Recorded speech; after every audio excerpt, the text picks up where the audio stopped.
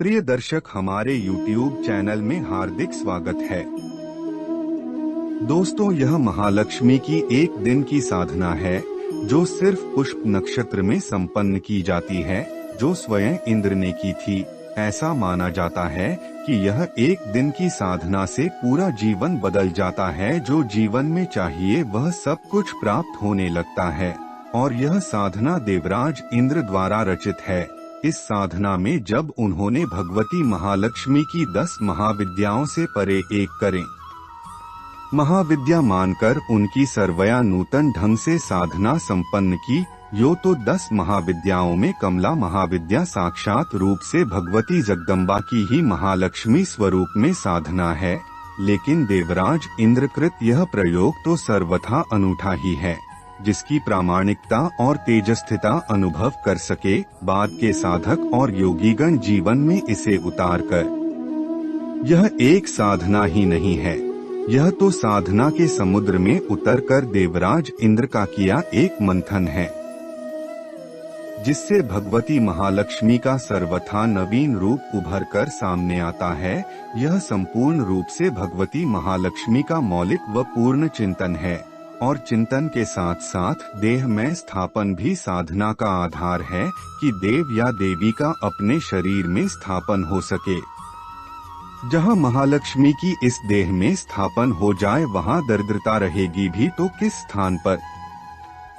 यह एक स्तोत्र है, लेकिन स्तोत्र से भी अधिक एक साधना है, और साधना से भी अधिक है जीवन का सौभाग्य। किसी भी माह में पड़ने वाले पुष्य नक्षत्र के दिन की जाने वाली इस साधना में जटिलता तो कुछ है ही नहीं।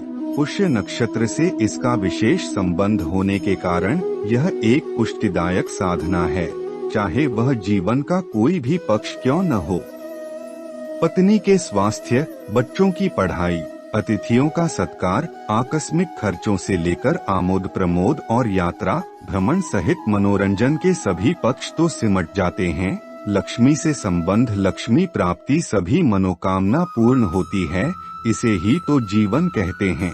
यह साधना प्रयोग किसी भी पुष्य नक्षत्र के दिन प्रातः स्नान कर पीले वस्त्र पहनकर पूर्व की ओर मुख कर बैठे और पहले से ही प्राप्त महालक्ष्मी के चित्र को, जो फ्रेम में मढ़ा हो, स्थापित कर उस पर कभी भी प्रयोग में न लाई गई कमलगट्टे की माला पहना दें। भगवती महालक्ष्मी के चरणों में केसर की बिंदी लगाएं और अक्षत समर्पित करें। घी का दीपक एवं अगरबत्ती से वातावरण को मंगलमय बनाएं तथा एक और कलश स्थापित कर उसके मुख पर मौली बांधे।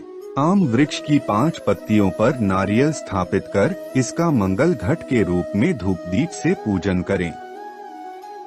भगवती महालक्ष्मी के चित्र के सामने चावल की एक छोटी सी ढेरी बनाकर लघु नारियल स्थापित करें और बगल में एक ढेरी पर श्री पात्र की स्थापना करें। पूजा की दुकान पर मिल जाएगा। हाथ में जल लेकर संकल्प करें कि मैं अपना नाम गोत्र बोलें। इस श्रेष्ठ पुष्य नक्षत्र पर जीवन की संपूर्ण रूप से पुष्टि के लिए यह दुर्लभ साधना संपन्न कर रहा हूँ, ऐसा कहकर जल जमीन पर छोड़ दें और पुनः हाथ में जल लेकर निम्न विनियोग पढ़ने के पश्चात पुनः भूमि पर छोड़ दें। यह विनियोग और सहस्राक्षरी सिद्ध लक्ष्मी महाविद्या स्तोत्र पूर्ण विधि विधान डिस्कशन में दिया गया है, वहां से देखकर आप जाकर कर सकते हैं। इस मंत्र को स्वयं पढ़ें और देखें कि यह मंत्र कितना अधिक तेजस्वी और महत्वपूर्ण है। इसे पुष्य नक्षत्र के दिन में केवल 21 बार मंत्र का उच्चारण करना है। विधि विधान से भगवती महालक्ष्मी की आरती संपन्न करें।